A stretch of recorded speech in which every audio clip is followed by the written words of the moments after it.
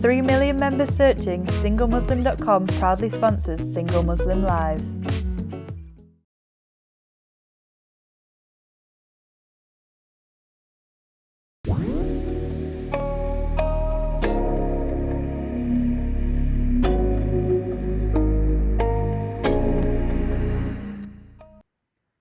Salam and welcome to the Single Muslim Live, sponsored by SingleMuslim.com. With me, Nazia Khatun. We're live here on Sky 752 and across Facebook, Instagram, Twitter, and YouTube.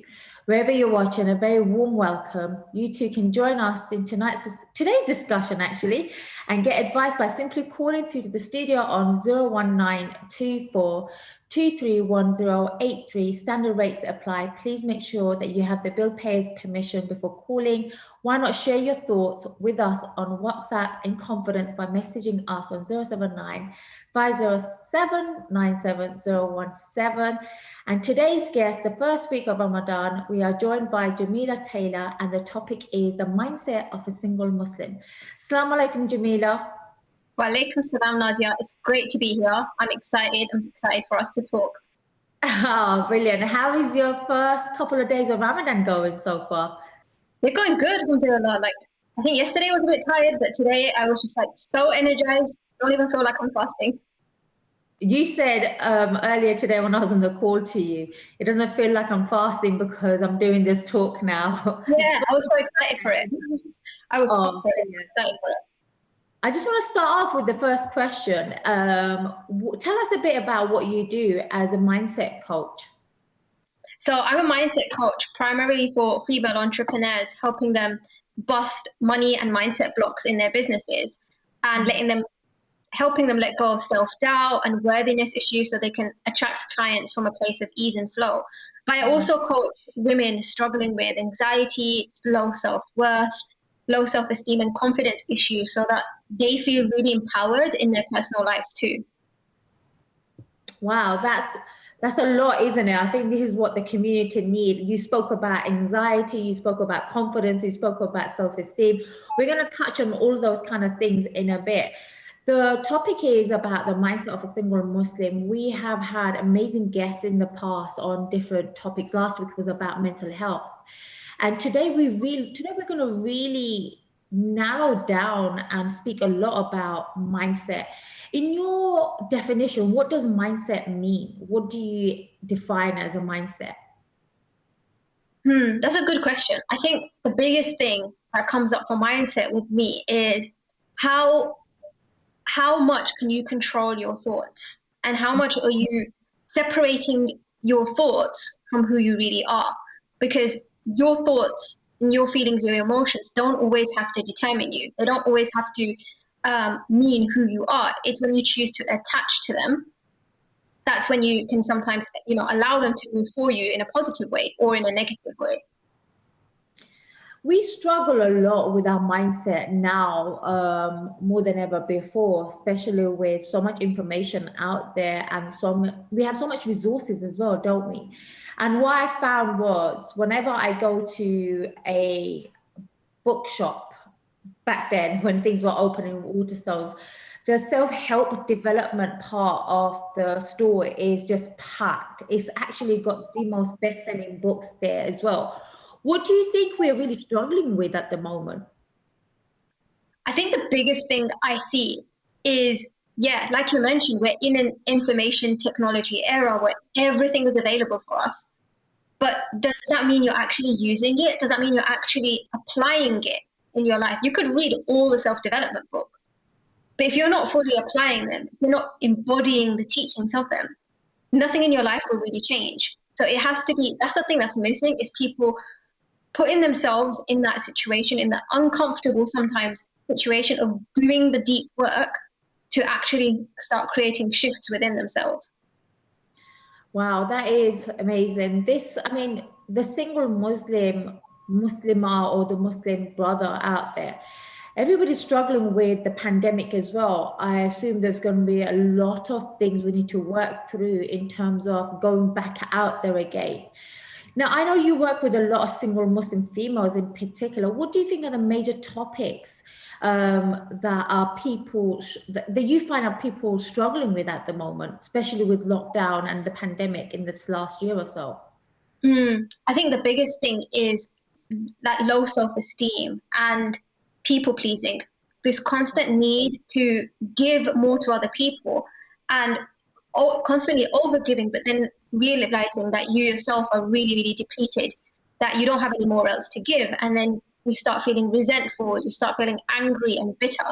So I think that's one of the huge things that's really kind of like, it's always been there, but I feel like the pandemic has just brought that out even more, where people are realizing, hey, I can't carry on like this anymore.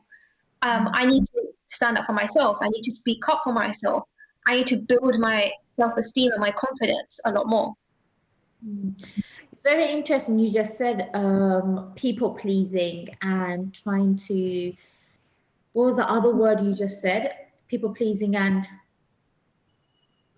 There's low self-esteem and like constantly overgiving.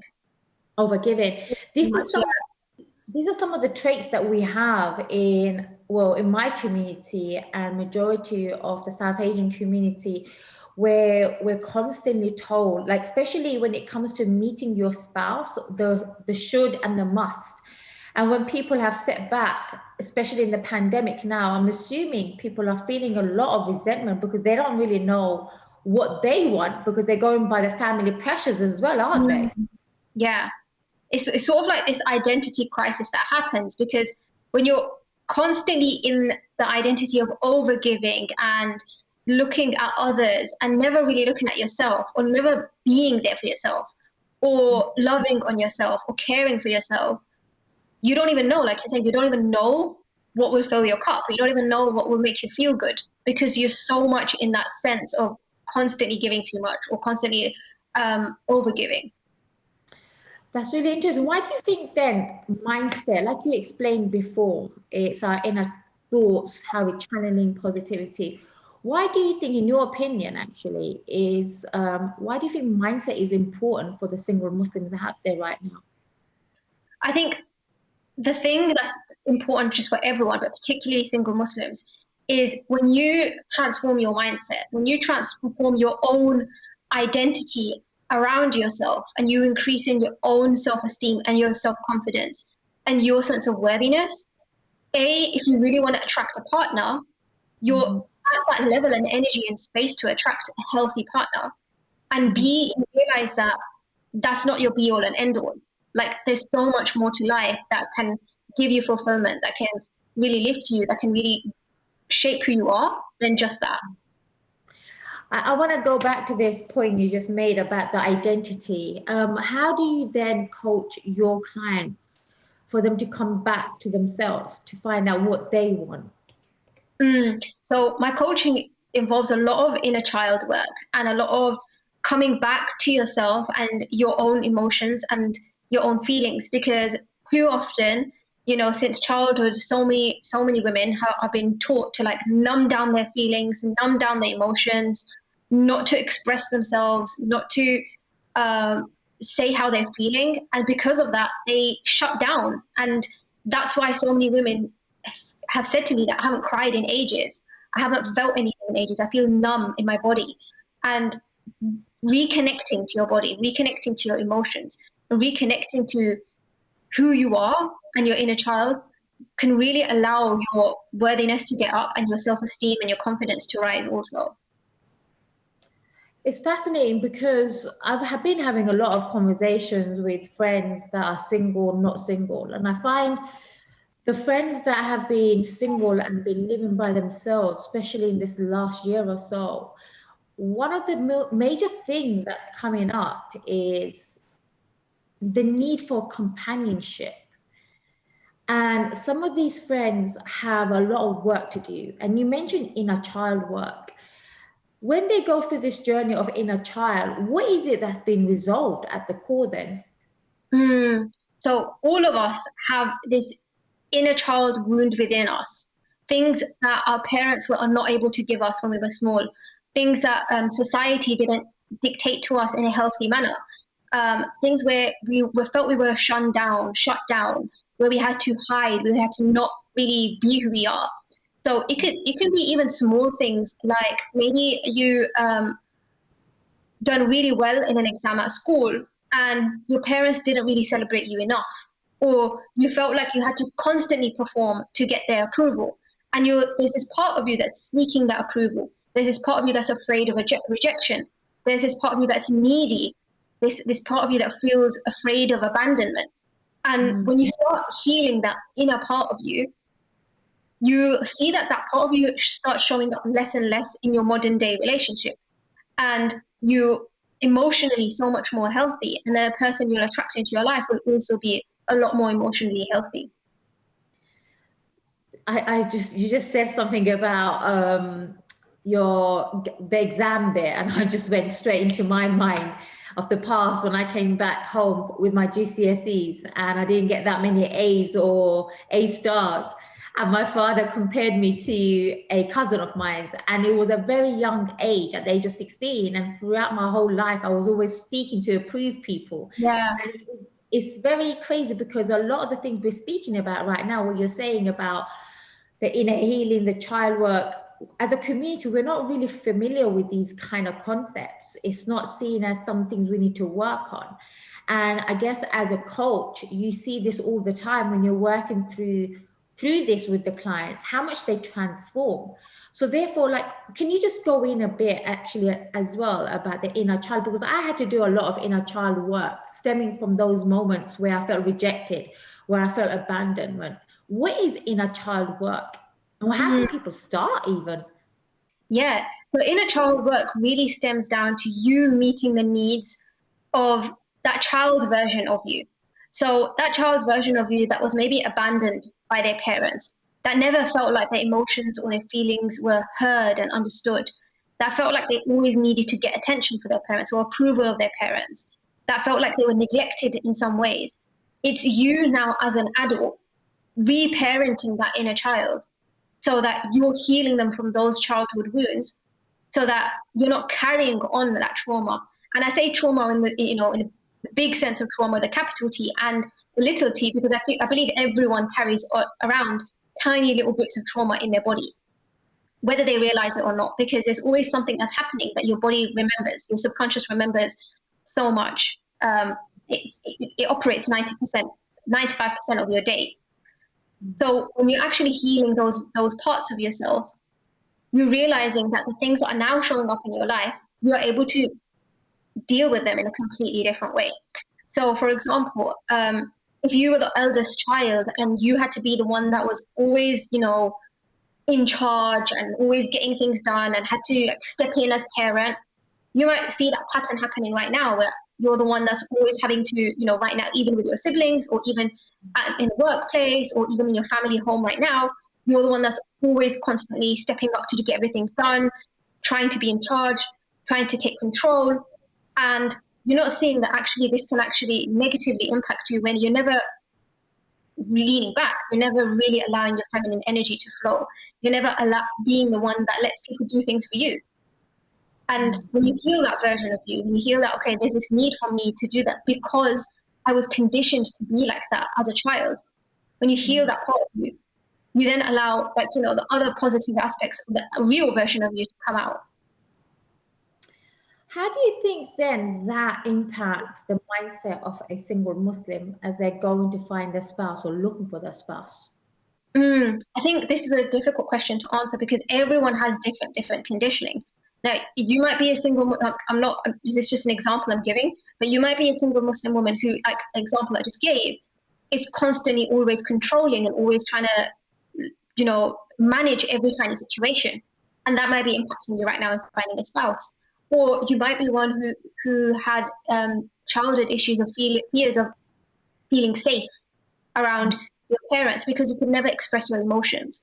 You never felt like you could be yourself, tell them that this is my friend, we're going here, because you felt like they're going to shout at you, you felt like something's going to happen.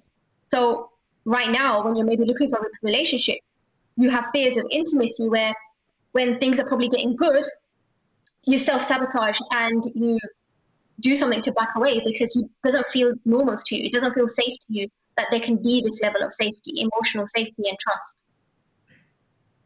There's so many layers to this, isn't it? Like a lot of people are struggling with finding the right spouse, the dream partner. And one of the key things is where our communities really pressure individuals to go and look for a partner, and they struggle with that.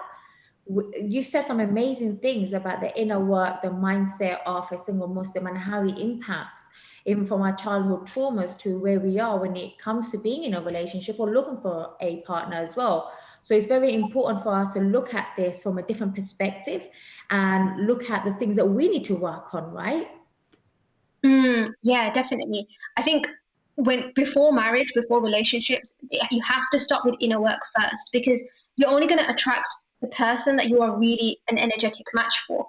And what I mean by that is, if right now you feel like your life's a complete mess, you're constantly depressed or sad or anxious, or that there's a belief in you that there's not enough good men out there, or all the good men are taken, or people don't treat me right. If that's the energy you're going to bring into a relationship, you're probably going to attract that back. But if you're doing the inner work to increase your worthiness, increase your self-esteem and your confidence, then when you go into a relationship, you're going to attract a healthy partner back. Let's talk about this one phrase you just said there, one bad relationship. And I guess females are really bad in doing this. All men are X, Y, and Z. There are no good men out there. Or a man has a bad relationship with a female, then it's like all females are X, Y, and Z. How dangerous is that kind of mindset? So when I said that was like your beliefs, what I'm saying is that a belief is like a thought that you think is true. So if you're having the thought that you're believing is true, that there's not enough good enough men out there, or all the good men are taken, or no one's going to treat me right, then your actions, the next steps that you take in finding someone is going to literally lead you to that, because you're not going to look at the people that are probably going to treat you right. You're not going to look in the places where there are good people. You're probably going to default to what you know to be true in your mind. And this then actually does manifest in the things that we do in our day-to-day life and who we attract, isn't it, as well? Like this energetic force that we have in our belief system then creates that people who we attract, right? Yeah, definitely. Because if you saw somebody that seemed emotionally healthy and stable, you probably would find them boring, because they're not giving you that drama fix that you're looking for in your beliefs are, which is people don't treat me right, or there's not good enough men out there. So you're going to find the excitement in a way in those people, rather than the people that are emotionally healthy and stable, because they're going to, in your mind, in your nervous system, they're going to sound boring to you, because that's not what your body and your nervous system is used to.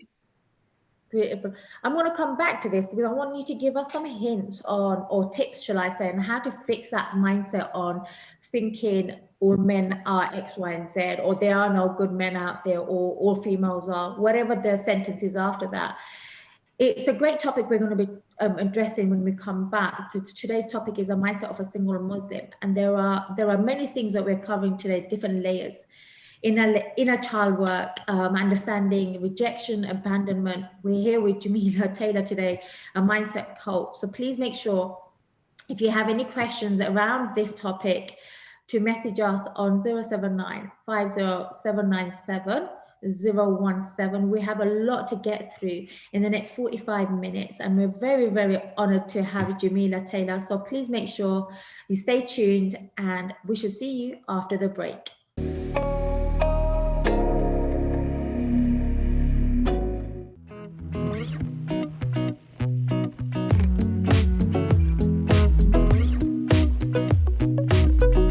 With 3 million members searching, SingleMuslim.com proudly sponsors Single Muslim Live.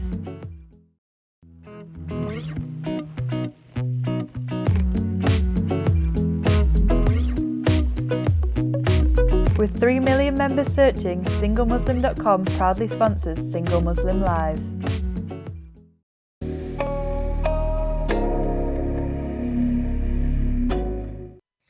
welcome back on a great topic with Jamila Taylor around the mindset of a single Muslim. Please, we would love to hear from you. So make sure you message us on 079-507-97017.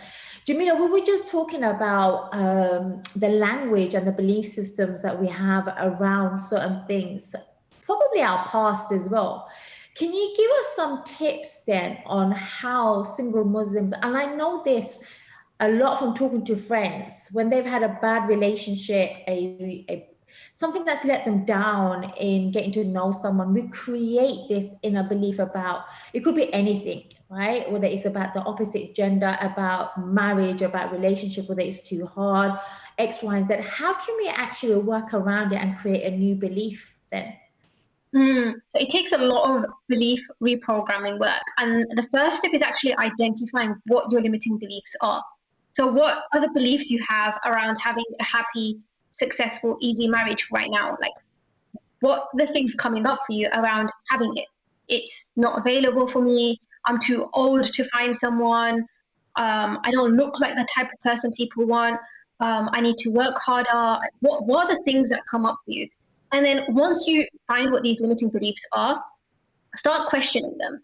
And start questioning them not just from like your cultural perspective, because remember, culture is just something recent. Like, it's not been there since the beginning of time. Culture is very recent. So look at it from like a holistic perspective. Are these beliefs really true? Is it really true that there's not enough good guys out there? Like, is it really true? If you look at it like that, no, the answer is no, because there are so many, like there's 6 billion, 7 billion people on the planet. I'm sure like there is some good people out there. Is it really true that you're too old? Ask yourself, is that really true? Do you know for absolute 100% certainty that somebody else would find you too old and basically say no? The answer is no, because there could be one person who's the exact perfect age for you that would say, I'm glad that you're this old because I love how you matured, or I'm looking for someone who's a lot older, who's past a certain age. So start questioning your limiting beliefs and go deep into these limiting beliefs. Like, sometimes these limiting beliefs are a lot based on culture than based on what you might be thinking. Like, actually look, like this is actually a belief I've got from culture, or this is a belief I've got from my parents, or this is a belief I picked up from friends because they're the ones that keep telling me this. It's not really true. And then start looking for proof of the opposite. So that there are enough men out there, okay? It's not believing that for yourself. Start saying it to yourself. Start actively embodying that, okay, the right person for me is out there looking for me, and that there are good people out there. See, what you just said there, do these thoughts belong to us? And most of the beliefs that we have does not belong to us. And I give you a prime example of what you just said there. Am I too old, or am I good enough is another one that we have. Do I make the best ever spouse for that person? And the reason why I touch on this is because we have the South Asian community. I can only talk about the South Asian community because that's where I'm from Bangladesh. We have a very toxic way of pressurizing the generation now. And that makes me touch on our parents' mentality of actually addressing marriage, which is actually very, very toxic in a way, and it's not working in a way. What worked for them no longer works for this generation and the generations after us as well. How do we then, like, for example, a single Muslim who's watching this now has listened to you about self-belief, about your limiting beliefs, about inner child and everything.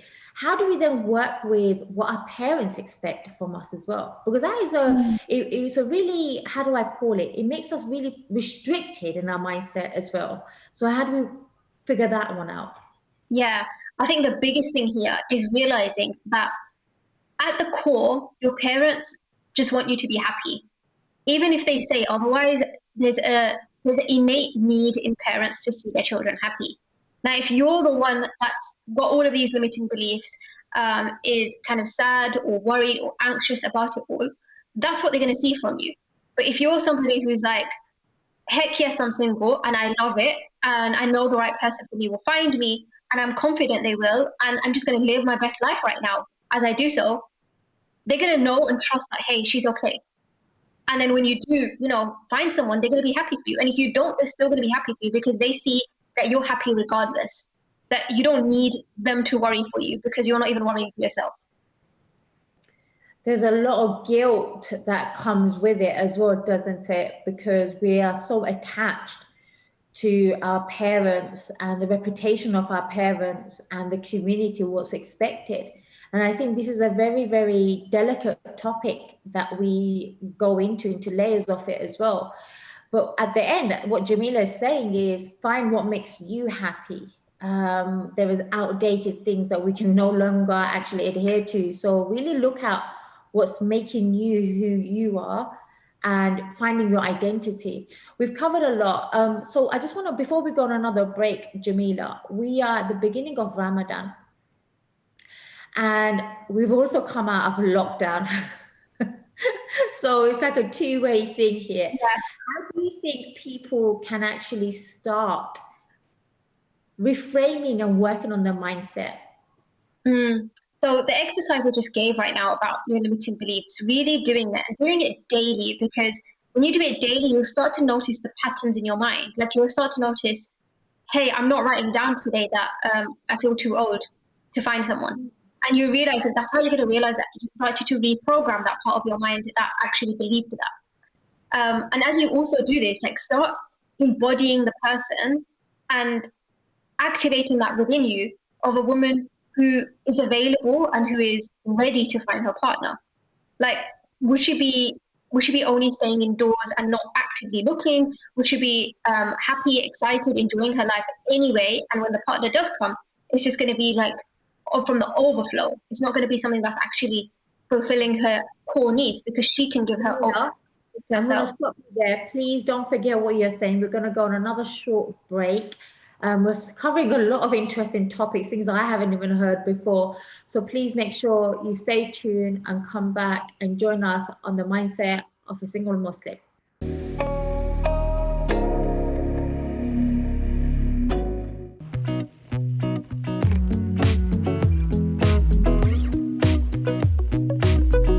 With 3 million members searching, SingleMuslim.com proudly sponsors Single Muslim Live.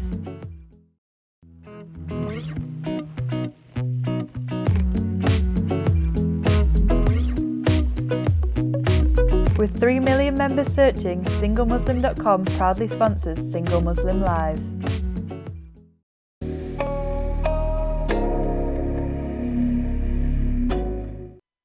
Welcome back, and I'm going to go straight to Jamila because we were talking about something very interesting, and the question was at the beginning of Ramadan, we're only 3 days in, how do we now reframe our mindsets in unlocking our limiting beliefs? Jamila, if you can kindly just repeat everything you just said there and just go through that again, please.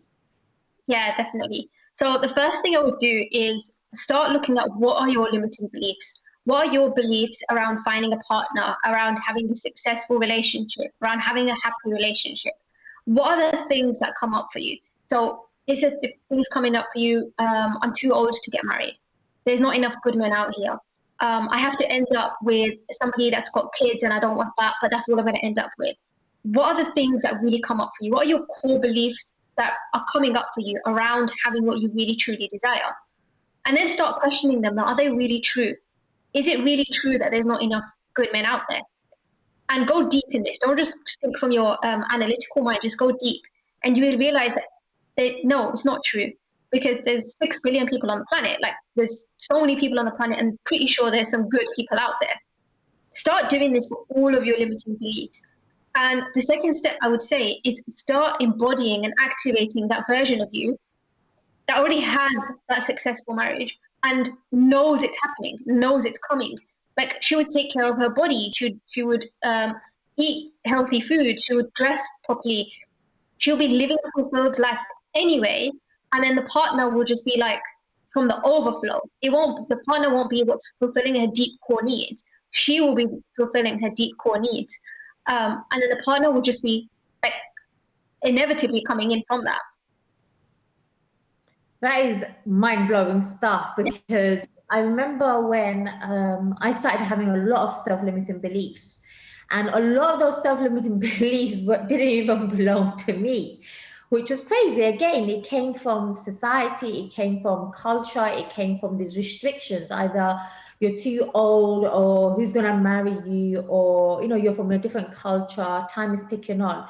So that is an important task we can all do. If there's anything we can take away from this conversation, and those of you who are tuned in, please make sure you take some time out. Ramadan, if you are at home, get a pen and a piece of paper and start questioning those limiting beliefs. And there was something I was speaking about today. A lot of people have anxiety around finding the right spouse, or feeling a bit low, or feeling depressed, because the pandemic really showed or heightened our loneliness and our need for companionship. And those are the times when you really need to sit down and look at the limiting beliefs, because once you are able to become aware of it, the conversations you have with yourself really changes, doesn't it, Jamila? Yeah, definitely. And once you realize as well that, hey, I don't need to be available for the struggle, because that is something that a lot of people are just available to. They're just available for struggling. And that's the lens that they start looking at the world from. They start, it's like they're wearing glasses that are making them see that everything's a struggle, everything's hard, everything's difficult, everything's sad. If you choose to reframe it and say, okay, how is this actually the best thing ever for me? Okay, the fact that I'm alone, the fact that I've got so much time to myself is such a best thing for me, because I get to work on my health, I get to work on my fitness, I get to work on my emotional intelligence and my feelings and my mindset. So that when I come out of this, I'm going to be a completely new person. And I get to work on my spirituality. When you start looking at it from that lens and you start actively doing those things, the whole world starts to shift, because you're open to different possibilities and different opportunities also. Amazing. We have a question. I love everything you've just said there. I'm just going to quickly find this question. And the question is, lockdown has made my anxiety worse. We literally just mentioned that.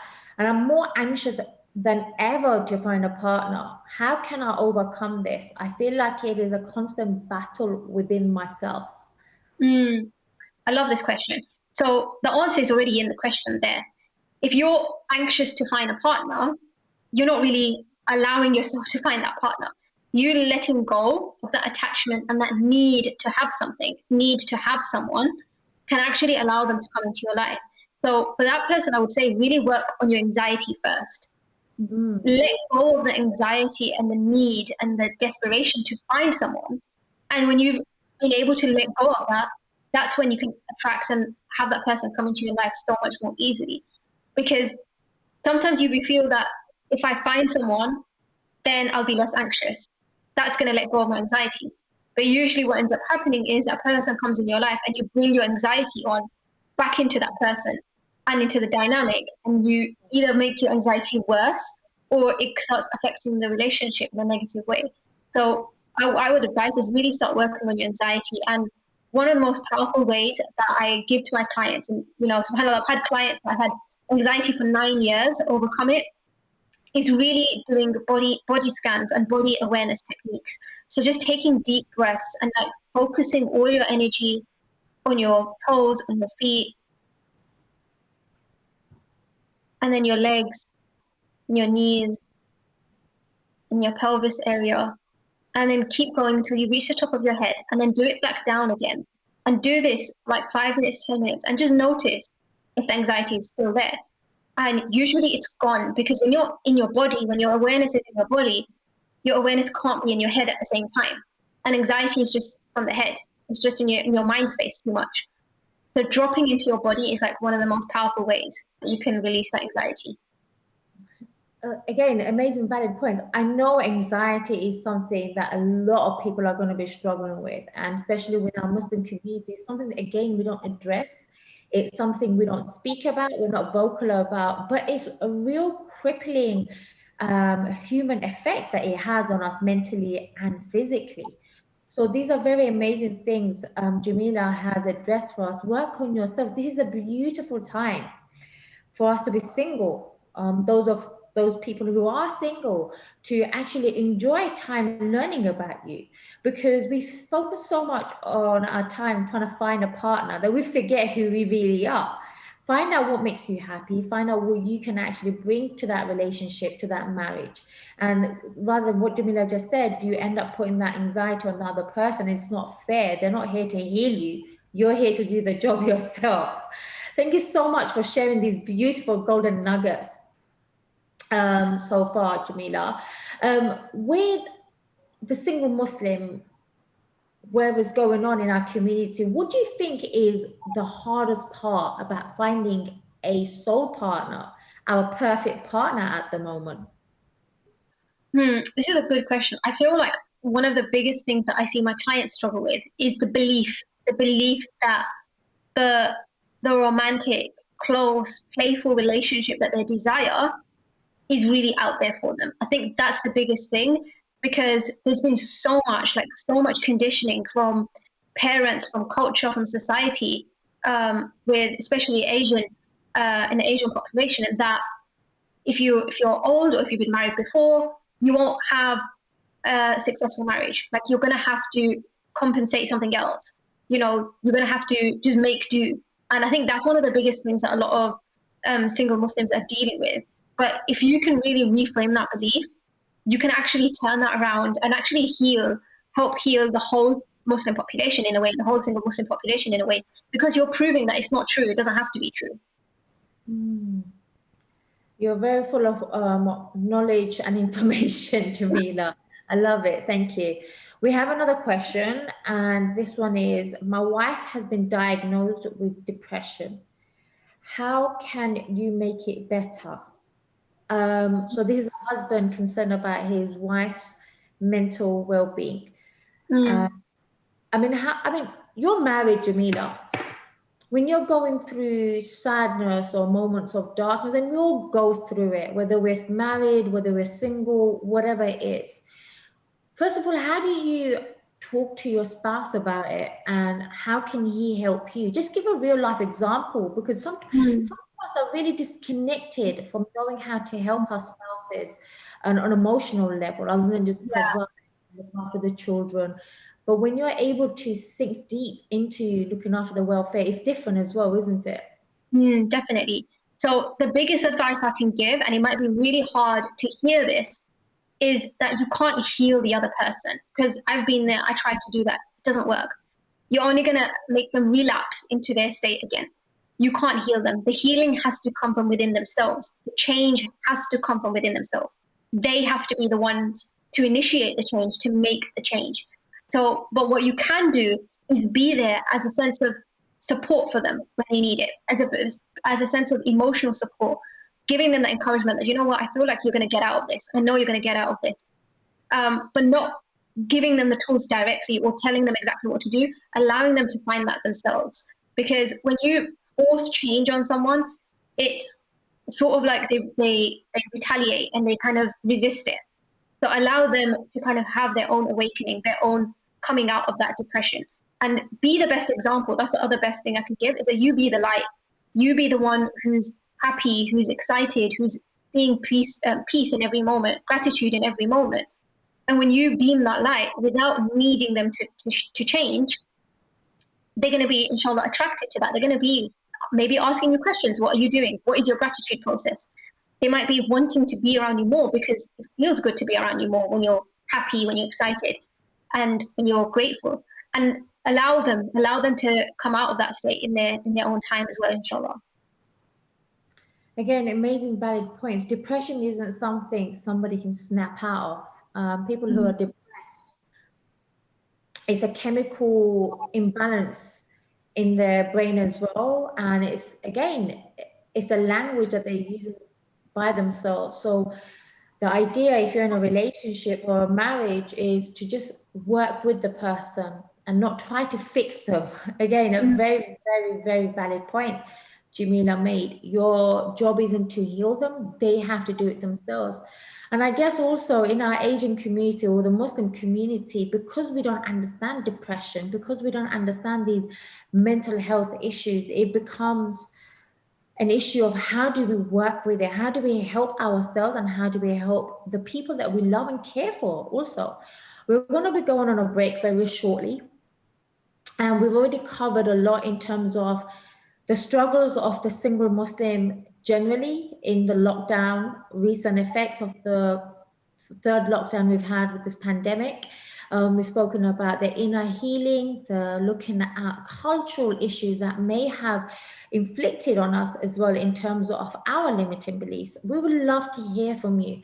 You can either call in live at the studio on 01924231083, or you can even text us in confidence on 07950797017. I'm loving listening to your questions, so please make sure you carry on sending them in, and we'd love to hear from you soon. So join us in the last part of the conversation. See you very soon.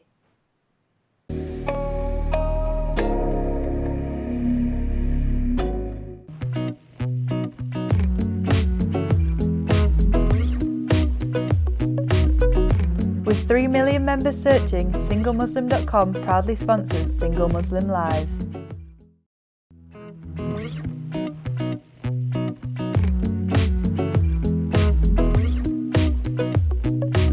With 3 million members searching, SingleMuslim.com proudly sponsors Single Muslim Live.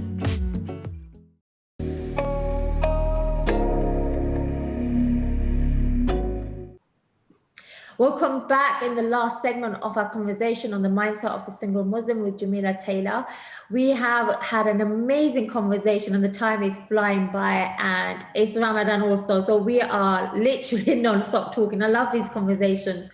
Now, Jamila, at the beginning, you mentioned about you helping single female or even married females through some of your programs that you have, where you help the business owners get into the right frame of mind. Why is that important right now? And can you also go through some of the stuff that you do, what programs you have, and why it could be beneficial for people? So I'm currently running Supercharge Your Gifts for female business owners who know that they've got a gift, or they know that they want to, create a business, but they just don't know how. They don't know what their gift is, and they want to share it online. They want people to buy from them, and they want to release these money and sales blocks that are coming up along the way around, is it, can I really charge this much for my services? Will people buy from me? All these feelings and self-doubt that comes up, really releasing that, and really releasing the fear of being seen, which is so inherent right now in so many women. So there's that program, and there's also a group program called Thrive that I'm going to be running soon, which is to really help women through any area of their life. So in the past, we've helped women let go of procrastination, self-esteem, and low self-worth, and anxiety. Like I mentioned, there was a woman who had anxiety for like 9 years, and she let go of it. We've helped women change how they see their body, and just by that, they lost so much body weight. The money blocks that come up around attracting more money, around keeping more money, around having a successful business and people paying you, and so much more. Perfectionism tendencies and people pleasing, all these things that come up generally. This is an amazing container, and there's an amazing level of sisterhood in this container as well, which is something we rarely see, to be honest, online. I rarely see, where women are really rooting out for each other, and really rooting for each other, and there's no sense of like jealousy or hate or anything like that, but real true sisterhood with each other. That's amazing. So those are the programs. There is help out there for people who are struggling, whether you are a single Muslim, whether you are just looking to improve. And I think in this life right now, it's all about how we can enhance our mindset, how we can become the best version of ourselves, whether we are single, married or not. Because essentially the way I look at it, Jamila, if I'm a single Muslim, I'm going to be by myself. When I'm married, essentially, you're still going to be by yourself, doing the things that make you happy, find success, bring you joy. So, and every single one of us are in our own body and our mind. So it's important to understand how we can work in a positive, elevated mindset. I wanted to bring the next question to you about reframing. We touched on this earlier in the last segments of the conversation. Can you explain that a bit more, and how we can actually, what do you do to help people refrain from a negative mindset when it comes to looking for a partner, to finding a positive reframing of the mindset to finding a partner, if that all makes sense? Yeah, definitely. So one of the things I use with my clients is affirmations, but using them in a way where your body is not rejecting them. Because if you're saying that I have a romantic husband in my life right now, and there's something in your mind going, no, you don't, you liar. No, you don't, you liar. No, you don't, you liar. It's not going to work. It has to be something that really works with you. So with my clients, I kind of tailor it, tune it to what they really need. And also allowing like these other statements in the beginning of these affirmations that allow your brain, allow your subconscious to start believing it. So for example, saying, I'm open to believing that there are enough good men out there. I'm open to believing that the right man for me is out there. I'm open to believing that somebody would love to treat me in an amazing way. And the more you say that, the more you're kind of opening your subconscious and your mind to believe that this is possible for you. And when you start really believing it's possible for you, that's when you start taking the actions to really make it happen. I'm actually like just listening to you. I can listen to you all day long. This is like information that needs to be repeated and regurgitated on a daily basis, because a lot of people are struggling. A lot of people are struggling on many different layers, whether it's grieving, whether it's loss, whether it's feeling lonely, feeling sad. And I can only speak about the single Muslims here as well, because collectively, single Muslims are going through this wave of trying to find themselves, trying to find a balance, the career, trying to balance finding a partner, trying to please their parents, trying to please themselves. So it's very, very messy sometimes. So thank you for sharing that with us. I have a few last questions. So as a mindset coach, Jamila, how do you get your clients to set goals in life, in general life, or even finding a partner? What would be your best advice for that? So my best advice is really letting go of the structure around goals as well, in a way, and being open to this or something better happening. So even if you're saying for yourself that one of my goals is to find a partner this year and get married this year, you can have that as a goal, but then release it, like release the attachment to it, because it could be that happening or something even better happening. It could be that you find them and you get married and you find a house, or you go on amazing holidays, whatever it is. So release the attachment to it. And anytime a goal doesn't actually happen, don't make that mean something about you, because the moment you mean something about you, it could actually be happening in the background, like things could be working in place to make it happen. And because you suddenly got into a place of it's not working, it's not happening, and you lose faith and you lose trust in Allah that it can happen, you stopped all those things that were happening, like kind of, you lose sight of them. Because it could just happen the next day, it could happen the next month. And when you really look at your lifelong vision, does it really matter if it happens this year or this year plus 2 days? Thank you for sharing that with us. We haven't got long to go now. And I really wanted to ask this question right at the beginning, but I've saved the best question to the last. We speak a lot about single Muslims. We actually neglect the divorced single parents out there, this divorced single man or woman out there. And I guess it's a different kind of mindset that these divorcees have as well when it comes to finding the right partner, which impacts the way they think and their perception. So that in particular, for the divorced man or woman, what advice can you give to them when it comes to approaching the dating game, the halal dating game again? I would say the same thing, to be honest, because it's all just happening from your limiting beliefs. So when you start thinking that this is a label I've put on myself, that I'm divorced and it's a bad thing, when you kind of see it like that, that's when other people are going to see you like that.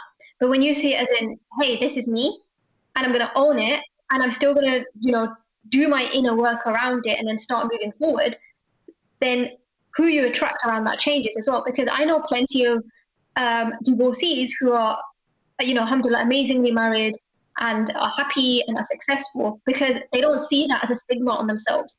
They saw that it's a good thing that maybe they've already started families. Maybe they're like a couple of years already with a family, and the other person is happy that, they've already got a family. That kind of takes out some time for them. So try not to see it as a stigma and do your work around the limiting beliefs around it too. How very interesting. It's literally about how you see yourself. If you're single, it's, have I been left behind? If you feel like you've been left behind, that's the energy you're going to attract. If you're a divorced single Muslim, if you feel like it's a bad reputation or stigma that society has and you start believing it, that's the energy you put out as well into the society. So it actually blocks us in a way of finding the right partner.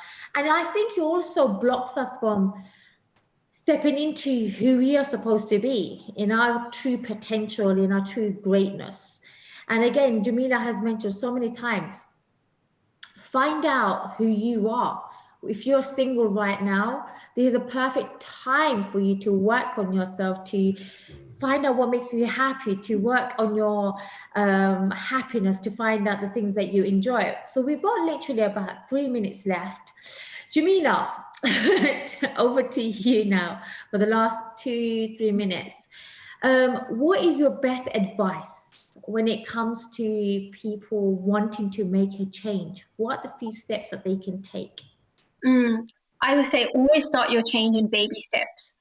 Anytime you maybe try to make quantum huge leaps and your energy can't hold it, like you can't stay consistent. It's the same thing like in your diet, in your fitness, in your exercise, whatever it is. If you make huge changes in one go, you probably stop the next month. But if you're able to make tiny baby steps in your inner work journey, in your healing journey, in your connection with yourself, in your discovering of yourself, that is going to create more long-lasting effects, inshallah. Wow. Small changes, just like the gym, how we step into the gym, our health and fitness. And these are the ways we can actually sustain the transformation as well, isn't it? What's been one of your, very quickly, can you share a client transformation recently that you've had? So I've had a client recently that's just been divorced and she's got so much pain and heartbreak, she was holding on to it. Just after a few sessions, she was able to let go of that pain, that heartbreak, realize that, hang on, this is actually the moment for me now to start my business. And she's gone ahead, she started to create her business and starting to attract clients and seeing that this is actually a good thing for her right now. Wow. I love Jamila's work. I love her programs. I love the fact that she is a woman that actually preaches what she talks about as well. So if you guys are interested, please make sure you go and find her on Instagram on Abundant, what is it called? Abundant Muslim? Yeah. Abundant Muslim, or her name is on the screen. You can also find her like that. Her programs are on her Instagram page on the bio.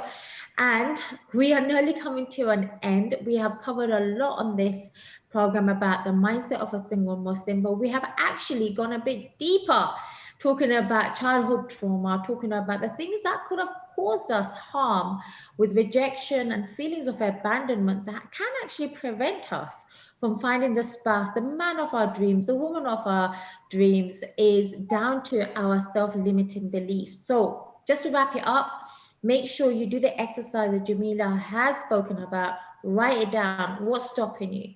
Thank you so much to my guest tonight. It has been a pleasure having you on the show. For me, Nazia Khatun, and the whole team at British Muslim TV, thank you for joining us. Assalamu alaikum.